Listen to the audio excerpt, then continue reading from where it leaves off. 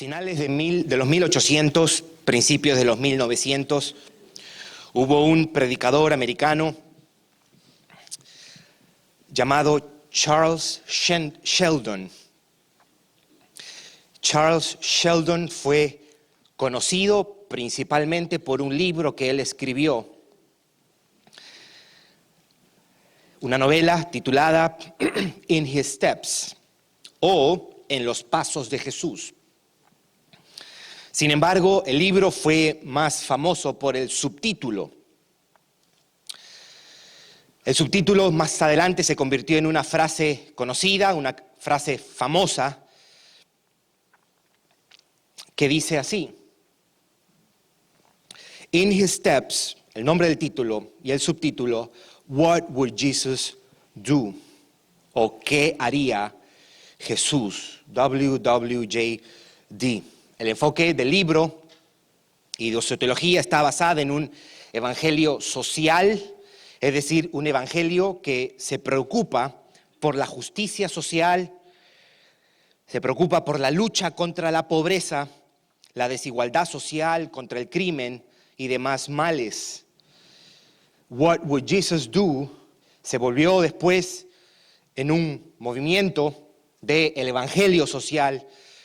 Probablemente usted lo ha visto hoy en día en las camisetas WWJD o WWJD. What would Jesus do? Hasta se han hecho wristbands, banditas que dicen WWJD para recordarse el creyente de qué haría Jesús en esta circunstancia en particular. Pero el sentido que esta teología o este énfasis tiene hoy es un poco distinto, y es que la vida cristiana tiene que ver con portarse como Jesús se portó.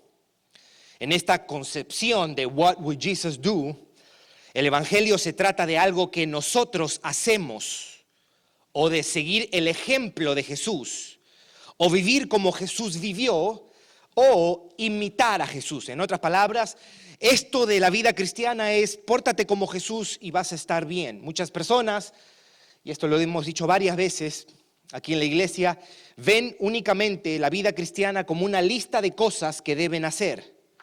Para muchos dentro de la iglesia el evangelio se trata de portarse bien, o de, en este caso, ayudar a los pobres, de hacer muchas cosas, de llenar un estándar, de seguir muchas prácticas cristianas y muchas disciplinas espirituales.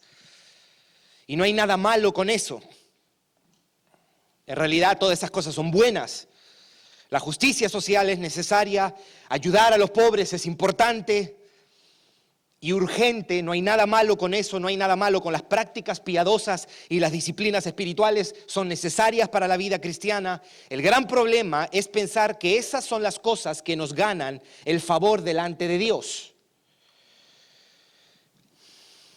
El gran problema es que, o el error, es pensar que esas cosas nos hacen más aceptos delante de Dios. El grave error de ese tipo de evangelio es que eso se enseña como si eso fuese el evangelio. Da la impresión de que eres mejor si haces más cosas como las que Jesús hacía. Esa forma de entender la vida cristiana lleva a muchos a pensar que todo se trata de esforzarte más para que Dios esté contento contigo. De que mientras más cosas hagas como Jesús, más bendecido tú serás. Por eso hoy día hay muchos que predican el evangelio como una lista de tareas, to-do list. Y eres bendecido y aceptado por todas esas cosas. Cuando lo cierto es que portarse bien, mis hermanos y amigos, no salva a nadie. Ayudar a los pobres no salva a nadie. Hacer buenas obras no salva a nadie. Ser una persona con valores morales no salva a nadie. Ser generoso con los necesitados tampoco te va a salvar. ¿Sabe por qué? Porque eso no es el evangelio. El evangelio, de acuerdo a las escrituras, no es WWJD. El evangelio no es qué haría Jesús. El evangelio es más bien ¿qué es lo que Jesús ya ha hecho? El Evangelio es una buena noticia. Es el anuncio de un mensaje de algo que Dios ya ha hecho en la persona de Jesucristo, una buena noticia. El Evangelio es la noticia de que Dios, el Dios de los cielos, a quienes nosotros los seres humanos hemos ofendido con una actitud arrogante, ofensiva, una actitud de indiferencia a ese Dios, nosotros que hemos sido creados por ese Dios, no vivimos para su gloria, no lo honramos, no lo consideramos, no tomamos en serio su palabra y hemos caído bajo su justa y santa ira, y todos los seres humanos estamos condenados por nuestros pecados, y el día que nosotros tengamos que rendirle cuentas a Él, todos vamos a ser hallados culpables y vamos a pasar toda una eternidad sin Él, alejados de Él, en muerte eterna. Ese Dios a quien nosotros hemos ofendido, ese justo Dios, ese santo Dios, ese buen Dios, un día se hizo hombre en la persona de su Hijo Jesucristo para salvar pecadores como nosotros. Esa es la buena noticia, que lo que Jesús ha hecho hace 2000 años con su encarnación, con su vida, con su muerte, sepultura, resurrección y ascensión, es todo lo que se requiere para estar en una correcta relación con Dios. Eso es el Evangelio. El Evangelio no es qué es lo que usted tiene que hacer. El Evangelio es la gloriosa noticia que hay esperanza para nosotros los pecadores, por lo que Jesucristo ha hecho. Mi amigo, mi amiga, si alguna vez un cristiano o en una iglesia escuchaste que esto se trata de que te tienes que portar bien, perdónanos, porque ese no es el Evangelio. Nadie se va a salvar por portarse bien. Tú te puedes portar bien toda tu vida y más te vale que te portes bien para que no te metas en problemas con las autoridades, pero portarte bien no te va a llevar al cielo. La única manera de llegar al cielo es abrazando, es creyendo, es confiando en la persona de Jesucristo y en la obra que Él hizo en la cruz del Calvario. Eso es la buena noticia. No hay nada que tú puedas hacer y no hay nada que tú tengas que hacer para obtener el cielo. Todo lo que se requiere para eso, Jesucristo lo ha hecho. Lo hizo hace 2000 años y sigue vigente. Como cantábamos hace un momento, lo que Jesús ha hecho es completo, es suficiente. Completo está. Eso es el Evangelio. El Evangelio es una buena noticia. No tienes que morir eternamente, mi amigo, mi amiga. No tienes que perderte por la eternidad. Hay esperanza en Jesucristo. Lo que tú tienes que hacer es ponerte a cuentas con Dios, reconocer que eres un pecador, arrepentirte de tus pecados y abrazar a ese Salvador. Jesucristo dijo: el que a mí viene, yo no le echo fuera. Si tú vienes en arrepentimiento y fe, tú recibirás salvación de tu pecado y la salvación de tu alma. Jesucristo mismo dijo: venid a mí todos los que estéis trabajados y cansados, y yo os haré descansar. En Jesús hay descanso para tu alma, hay perdón de tus pecados, hay nueva vida y hay la gloriosa esperanza de la reconciliación y la vida eterna con nuestro Creador. Eso es el Evangelio. El Evangelio no es una lista de las cosas que tú tengas que hacer.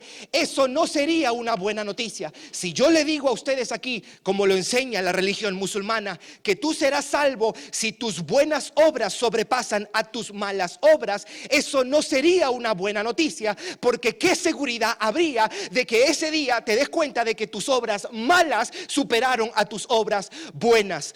El Evangelio de Jesucristo te dice: hey, lo que tú necesitas para estar bien con Dios, para reconciliarte con Dios, para estar en paz con Dios, para ser un hijo de Dios, ya Cristo lo ha hecho en la cruz del Calvario. Abraza ese sacrificio, abraza ese Salvador, y hoy día, mi amigo, mi amiga, tú lo puedes hacer también. Tú puedes obtener perdón de tus pecados si tú te arrepientes y tú abrazas a Jesucristo. El resto es moralidad que no te va a llevar al cielo, mi querido amigo, mi querida amiga. Eso no es el Evangelio, porque el Evangelio son buenas noticias. Si yo le digo a usted aquí en este momento que usted es un alcohólico, que a usted le gusta el sexo ilícito, que a usted le gusta robar, que a usted le gusta mentir, que usted es hipócrita, que usted es un arrogante, que usted es un egoísta, que usted es un inseguro, que la salvación depende de todo lo que usted haga, eso sería una mala noticia para usted. Porque usted diría: yo no puedo llenar ese estándar. Y es correcto, usted no puede llenar ese estándar. Nadie puede llenar ese estándar. Por eso Dios se hizo hombre en la persona de su Hijo Jesucristo, para llenar y cumplir el estándar que Dios requiere para estar en una relación correcta con Dios. Eso es el Evangelio, una buena noticia de salvación para los pecadores. Eso es importante, entenderlo, para entender este verso que nosotros acabamos de leer. Porque la impresión puede ser de que, ya ves, la vida cristiana se trata de imitar a Jesús. Si yo imito a Jesús, yo voy al cielo. No, usted no va al cielo por imitar a Jesús. Usted va al cielo solamente cuando usted, por la fe, se arrepiente de sus pecados y abraza a Jesucristo. Yo he dado esto para evitar el error de pensar de que esto se trata de imitar a Cristo. Usted no será salvo por imitar a Cristo. Es un estándar muy alto. Por eso es importante, antes de leer este versículo, dice el versículo 1 y el versículo 2 de nuestro texto: sed pues imitadores de Dios como hijos amados, y andad en amor, como también Cristo nos amó y se entregó a sí mismo por nosotros. Mis hermanos, imitar a Dios, imitar a Cristo, no es el Evangelio, es el resultado del Evangelio. Es el efecto que produce creer en el Evangelio. Vivir para Dios, vivir haciendo buenas obras, vivir en obediencia, ayudando al pobre, amando a los hermanos, imitar a Dios e imitar a Jesucristo es el efecto de alguien que ha abrazado el Evangelio de Jesucristo. Ahora dice, nosotros tenemos que imitar a Dios. Si usted recordará, los hermanos que han estado aquí desde que hemos empezado a estudiar el libro de Efesios, Pablo dice que la vida de un creyente, alguien que está en Cristo, debe ser una vida totalmente distinta a las personas que no están en Cristo. En otras palabras, que nuestra conducta debe ser muy distinta a las personas que no están en Jesús, que no se han arrepentido de sus pecados. Debe haber en nuestra conducta una diferencia tan abismal con la conducta de aquellos que no están en Jesucristo. Además de eso, Pablo nos ha venido diciendo que nuestra vida cristiana es descrita como una lucha constante contra nuestro pecado. ¿Se acuerda cuando mirábamos hace un par de semanas atrás que el creyente está despojándose del viejo hombre que está viciado conforme a los deseos engañosos? En otras palabras, el cristiano está constantemente despojándose de esa naturaleza corrompida que todavía reside en él, lo que los reformadores llamaban los restos del pecado o los residuos del pecado que todavía quedan en nosotros a pesar que estamos en la fe. Pablo dice, tenemos que despojarnos de ese viejo hombre. Pablo también nos ha dicho que nuestra vida debe reflejar la gracia del perdón en nuestro trato con los demás. Pero ahora, él dice que mientras vivimos la vida cristiana, debemos hacerlo de tal manera que imitemos a Dios como hijos amados. Esto es un mandato. Sed pues imitadores de Dios como hijos amados. Y el versículo 2 expande un poco para nosotros tener una idea un poquito más precisa de a qué te refieres, Pablo, cuando tú dices ser imitador de Dios como hijos amados. Y él dice en el versículo 2, y andad en amor como también Cristo nos amó y se entregó a sí mismo por nosotros, ofrenda y sacrificio a Dios en olor fragante. ¿Qué cosa quiere decir o qué significa imitar a Dios? Quiere decir, tomando en cuenta el versículo 2, o tomando en cuenta por lo menos que como también Cristo nos amó, quiere decir que mi vida refleje en todos sus aspectos el amor de Dios en Cristo. Que mis actitudes estén en armonía con el amor con que Cristo nos ha amado. Que mi conducta esté marcada por lo que Cristo ha hecho por mí. Que mis anhelos sean congruentes con el amor de Dios. Que mis prioridades reflejen el amor de Cristo.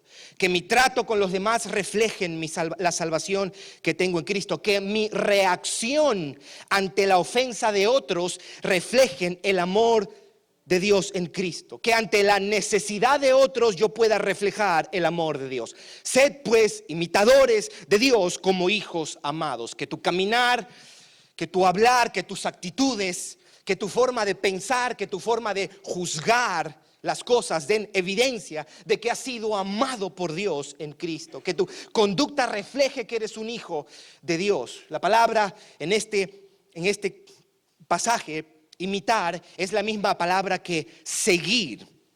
Es decir, que debemos seguir en nuestra vida diaria el ejemplo de Cristo.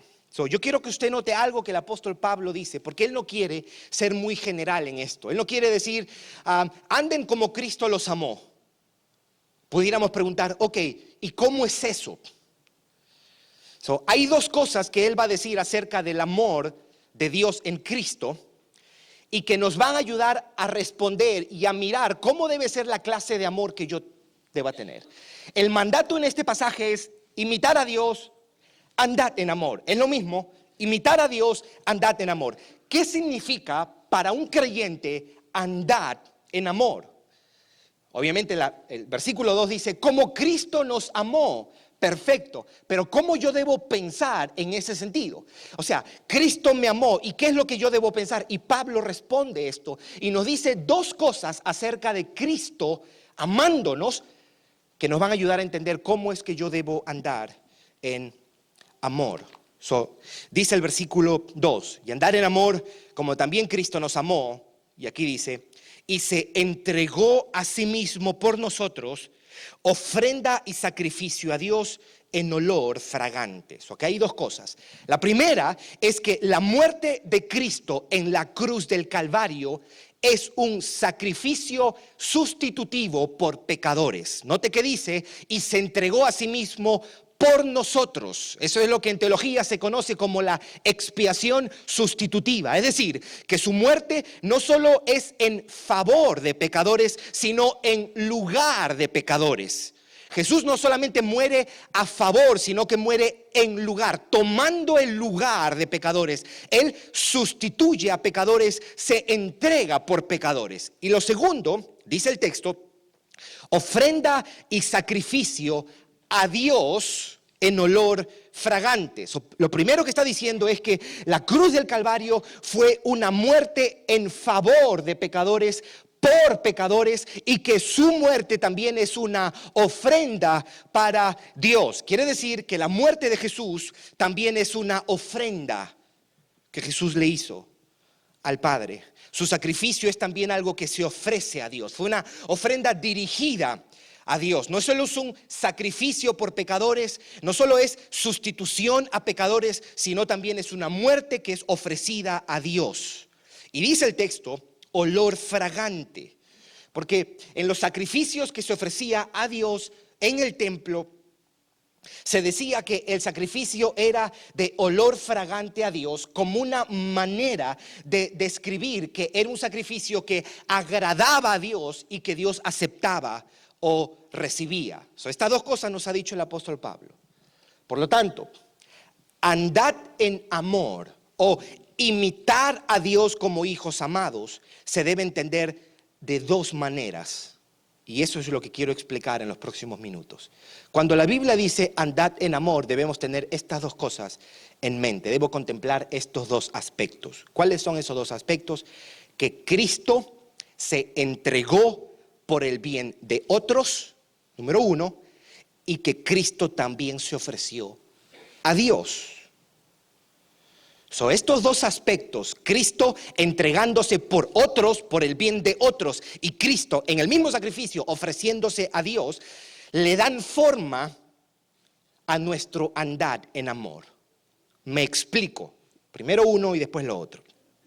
En vista de que Cristo se dio a sí mismo por otros, se abnegó por otros, se consumió por otros, o se gastó por otros. Imitar a Dios y andar en amor como Cristo nos amó es que vivamos los creyentes procurando el bien de otros, que nos abneguemos por el bienestar de otros. Significa que nos postergamos a nosotros mismos. En inglés, we put our lives on hold. Nos postergamos, le ponemos a nuestra vida una pausa para el bien de otras personas, por amor a otros. Quiere decir que nos consumimos en favor de otros. Nos gastamos por el bien de otros. Escuche lo que Pablo dice, esto mismo lo dice en 2 de Corintios 12:15. Escuche cómo lo dice, le está hablando a los corintios y les dice: yo con el mayor placer gastaré lo mío, y aún yo mismo me gastaré del todo por amor a vuestras almas.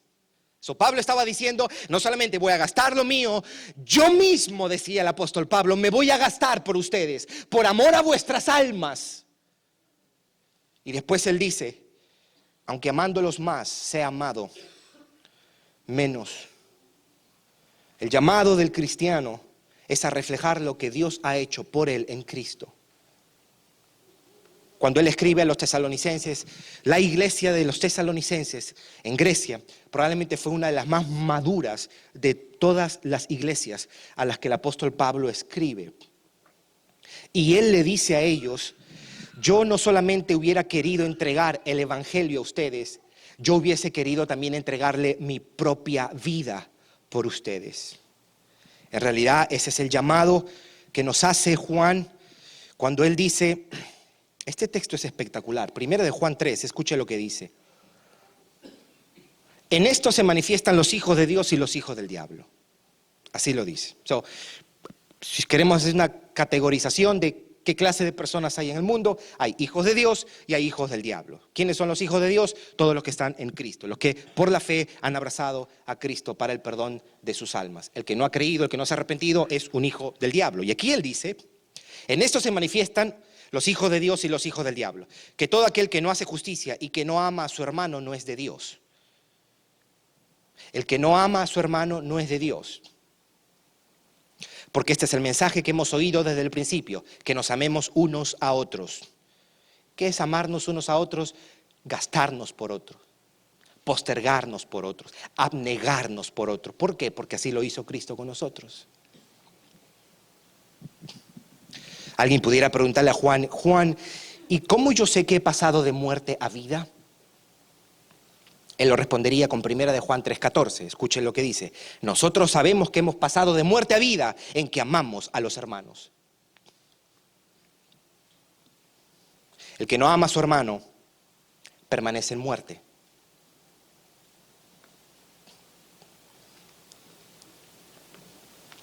En el versículo 23, él dice, y este es su mandamiento. ¿Cuál es tu mandamiento, Señor? Que creamos en el nombre de su Hijo Jesucristo y nos amemos unos a otros como Él nos ha amado. Lo interesante de este pasaje, 1 de Juan 3:23, es que Él no dice, y estos son sus mandamientos. Él dice dos cosas. Número 1, creer en Jesucristo, y número 2, amar a los hermanos.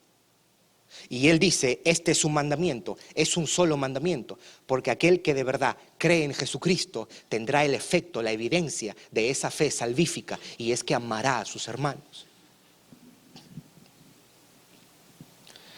¿Cómo es amar o cómo es andar en amor? Es amar a tu prójimo, es darte por el bien de otros, es gastarte por otros, es postergarte por otros, es abnegarte, renunciar a ti por el bien de otros. Yo sé que esto suena a mala palabra. Esto suena a mala palabra. De que yo me tengo que gastar por otro. Si usted pregunta así, si usted en su mente pregunta que yo me tengo que gastar por otro, esa es la evidencia que usted no está en Cristo. Esa es la evidencia. Si usted puede preguntar, uy, esto es difícil, esto es duro, ¿ok? Amar a otros, qué duro, ¿ok? Así batalla el cristiano. Pero el que no está en Cristo tiene una actitud de que yo...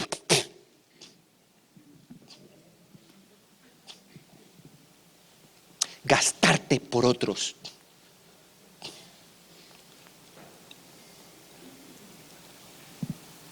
J.C. Ryle es uno de los autores que más ha confrontado mi vida en sus libros.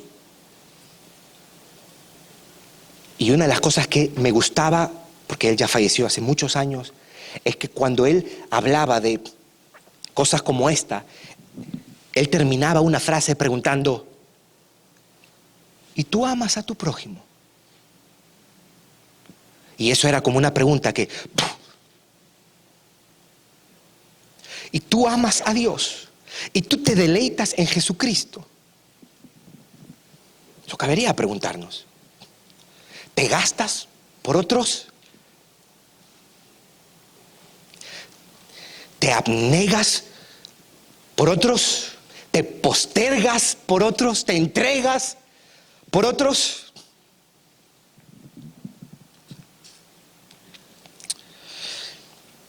Esto está supuesto a...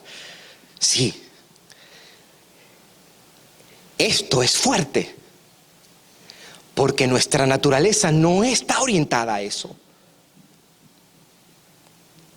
Entonces, si tú me dices, ok, que mi vida tiene que ser andar en amor, y andar en amor significa yo gastarme por otros, consumirme por otros, entregarme por otros, abnegarme por otros, ¿qué hace que esta clase de vida no sea una vida miserable? Está bien, lo voy a hacer. Ok, está bien, eso me piden, voy a hacerlo. ¿Qué hace que esta vida no sea una vida amarga, no sea una vida sin gozo? Porque si debo vivir gastándome por otros, si mi vida debe ser entregada por el bien de otros, consumida por el bienestar de otros, la pregunta haríamos: ¿y qué queda para mí? ¿Y yo? ¿Estoy condenado entonces a vivir esa clase de vida amando a otros?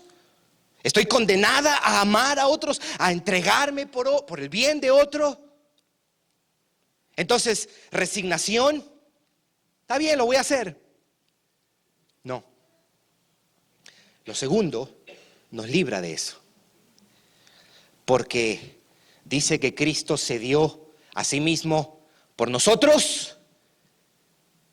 Y dice, ofrenda y sacrificio, ¿a quién? A Dios.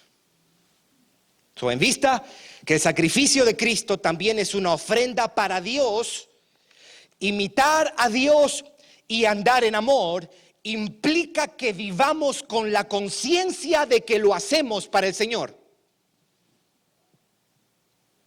Es primeramente a Dios a quien nosotros nos entregamos. Mientras nos gastamos por el bienestar de otros, mientras nos consumimos por otros, tengamos siempre presente, mis hermanos, a quién le estamos sirviendo. Tengamos en cuenta para quién lo estamos haciendo. Lo que hace que nuestro amor por otros, el abnegarnos a otros, el consumirnos por otros, no sea una vida miserable y sin fruto y sin gozo, es que tenemos presente siempre que lo hacemos como una ofrenda para Dios. Para el creyente, mis hermanos, servir a su Salvador es su mayor bien. Para el cristiano, complacer a Dios es su recompensa. Agradarle es su mayor satisfacción. Glorificarle es su mayor gozo. Vivir para Dios es su mayor deleite. Cuando nosotros vivimos de cara a Dios, para Dios, seremos libres, mis hermanos, de la amargura que produce la ingratitud de las personas cuando las amamos.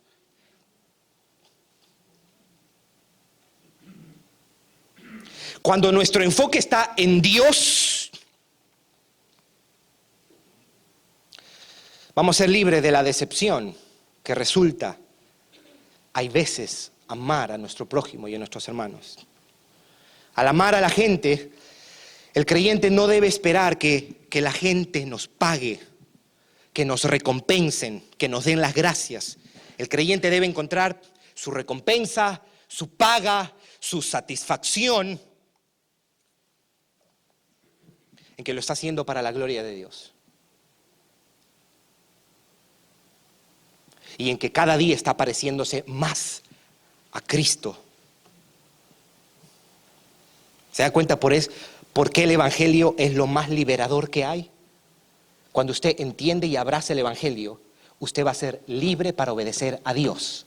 Esa es la verdadera libertad. Usted no depende de nada ni de nadie. ¿Por qué? Porque usted ha sido amado por Él. Y su recompensa es Dios mismo. No tengo que vivir esclavo de las circunstancias, no tengo que vivir sujeto a cómo la gente me va a tratar. Sí, pero soy una esposa y amo a mi esposo, pero él nunca. Usted no tiene prometido eso, mi hermana o mi hermano. Oh, pero mira, uno hace, ¿y cuándo me van a pagar? Probablemente nunca. Usted no debe vivir pensando que su satisfacción viene de lo que el hombre pueda decir o hacer. Nosotros vivimos libres porque decimos, Señor, tú me has salvado, tú me has librado y ahora soy libre para yo servirte a ti. ¿Qué cosa quieres que haga? ¿Qué es lo que te glorifica a ti? Amar a esa persona aunque esa persona sienta yo que no lo merezca o esa persona nunca me pague y lo reconozca. Lo haré porque tú eres mi mayor deleite. Libres, ¿no? Libres. Eso hace el Evangelio. Por eso es que hay que predicar el Evangelio constantemente.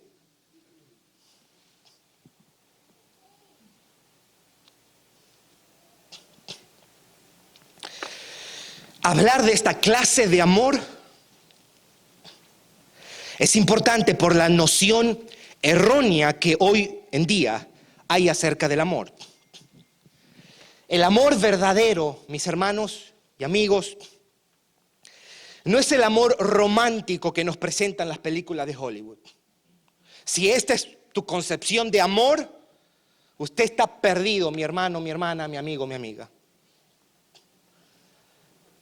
El amor no es ese amor barato, patético, ridículo que nos muestra nuestra sociedad y los programas de televisión. El amor verdadero no es de globos con corazoncitos, ni de rosas rojas. Tampoco el amor verdadero es el amor de cajita de chocolates, ni de mariposa en los estómagos. El amor verdadero es el amor sacrificial, el amor que se entrega por otros. El amor puro es aquel que dice, me postergo por el bien de otro. Es el amor que se consume, se gasta. Que se gasta por el bien de otros. Eso es amor. Y no estoy hablando del amor de gastarse solamente por tu familia.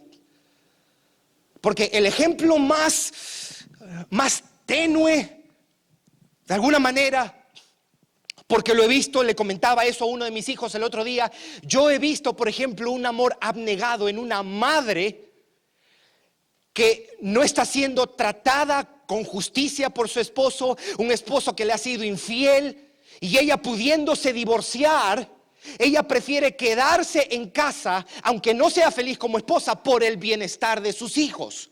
Eso es postergarse por el bien de otros.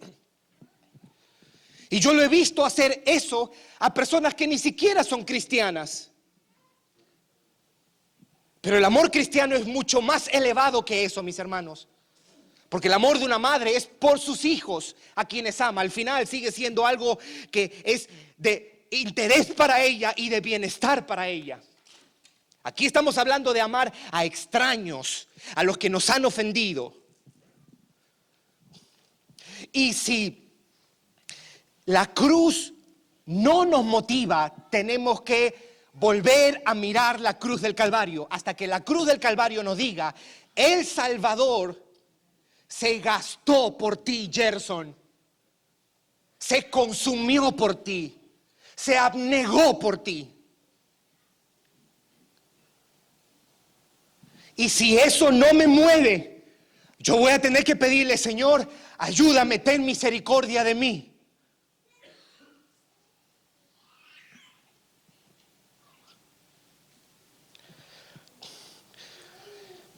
No, nunca piense que lo de Hollywood es el amor. Hollywood ha corrompido la noción del amor. Ha desvirtuado, lo ha pisoteado.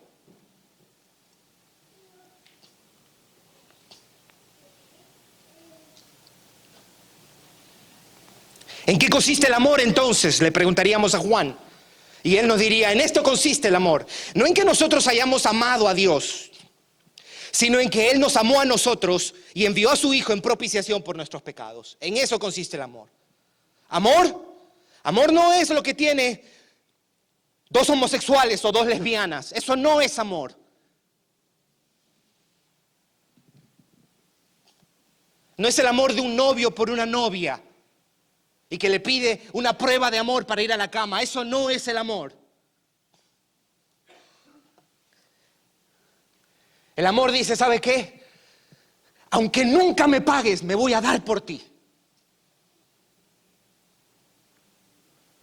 ¿Por qué? Porque hacerlo es mi recompensa para con Dios.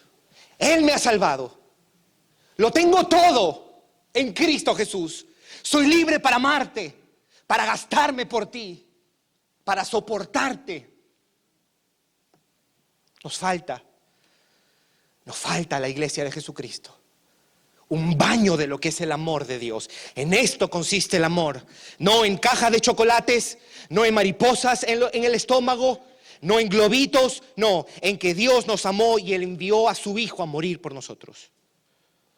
Y el siguiente versículo es la consecuencia. Amados, si Dios nos ha amado así, debemos también nosotros amarnos unos a otros. ¿Qué es andar en amor? Tomando en cuenta lo que Pablo ha dicho en el versículo 2. Como Cristo nos amó. ¿Y cómo nos amó? Se dio por nosotros y se dio a Dios en una ofrenda y sacrificio. Esas dos cosas tenemos en cuenta.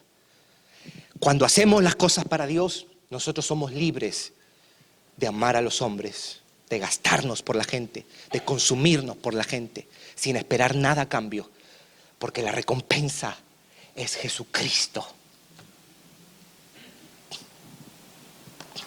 Él se dio a sí mismo por nosotros. Y para ayudarnos a tener una visión más completa del precio que Jesús pagó, nosotros deberíamos incluir siempre su encarnación y su vida. Jesús sufrió en la cruz del Calvario, pero no solo sufrió en la cruz del Calvario.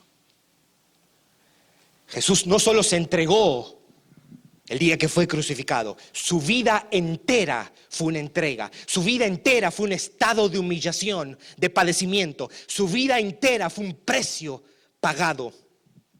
¿Por qué? Porque que el Dios de los cielos se hiciera hombre ya era una humillación, ¿no? Si Dios hubiese venido como un rey millonario, excelso, fuerte, poderoso, eso hubiese sido una humillación. Que Cristo estuviera encerrado en un cuerpo con todas las limitaciones, las debilidades y las miserias de la experiencia humana ya era un padecimiento. Que Él tuviera que pasar hambre y sed, siendo Él autosuficiente, ya era una humillación. Que se cansara ya era sufrimiento para el Dios que es todopoderoso. Que el dueño del universo no tuviera una almohada ya era una entrega y un sacrificio. Que tuviera que ser enseñado, educado e instruido por sus padres ya era una humillación para el Dios sabio y omnisciente. Que sea resistido y rechazado era un sacrificio y una entrega. Fue un gran dolor cuando fue resistido por quienes vino a salvar. Fue una humillación que su pueblo lo humillara. Ese fue el precio que pagó Jesús. Ser imitadores de Dios como hijos amados y andar en amor como Cristo nos amó. Fue sufrimiento que su mismo pueblo lo avergonzara y lo mirara con desconfianza. Fue doloroso que aquellos a quienes Él amó sospecharan de Él. Fue doloroso ser acusado de maldad por aquellos mismos a quienes Él vino a salvar de su maldad. Fue doloroso el abandono de sus discípulos, de aquellos que le dijeron: contigo vamos a estar hasta la muerte. Horas después lo estaban abandonando. Y Él no dijo: Pedro, ya vas a ver a la salida. Fue dolorosa la traición. Fue doloroso el rechazo. Fue dolorosa la indiferencia. Que al Dios bueno y justo y santo le dijeran: está endemoniado Jesús. Cristo se dio a sí mismo en el sentido más elevado de la palabra, en el sentido más completo de la palabra. Cristo se entregó enteramente para salvarnos, mis hermanos. Se abnegó por nosotros, se consumió por nosotros, se gastó por nosotros.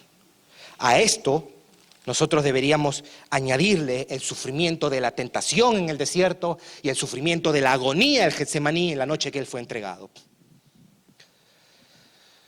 Sed pues imitadores de Dios como hijos amados y andad en amor como Cristo nos amó y se entregó a sí mismo por nosotros. Mi hermano, mi hermana, Cristo te ha amado. Cristo te ha amado.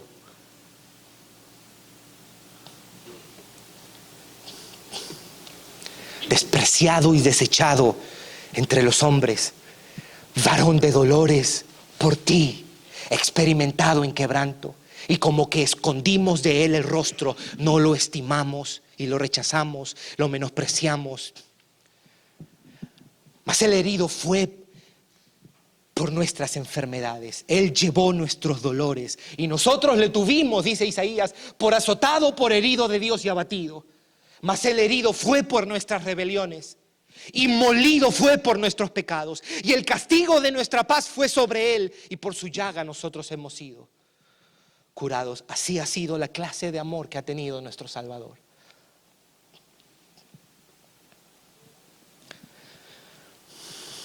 Andar en amor como Cristo te amó, me amó. El amor es paciente, dice la Biblia. El amor es bondadoso. Cuando a otro le va bien, el amor no tiene envidia. El amor no es jactancioso. El amor verdadero nunca se jacta. El amor no es arrogante. No se porta indebidamente. El amor no busca lo suyo. El amor no se irrita. El amor no toma en cuenta el mal recibido. ¡Wow! Porque hasta aquí pudiéramos estar, yo estoy de acuerdo con lo que tú estás diciendo. Hasta que recibimos el mal de alguien. 1 Corintios 13 dice que el amor no toma en cuenta el mal recibido. No se regocija en la injusticia. El amor, cuando ve a un enemigo caer, no sonríe, no celebra, sino que se goza con la verdad. Aunque la verdad lo perjudique. El amor todo lo sufre.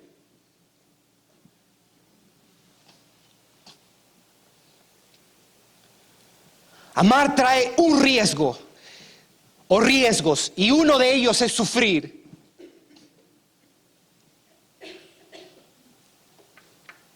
Si usted está pensando casarse, déjeme decirle, en su matrimonio usted tendrá aflicción. Porque el amor sufre.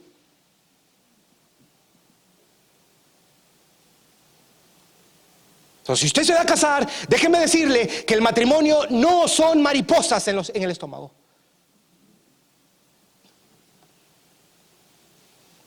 Usted va a sufrir.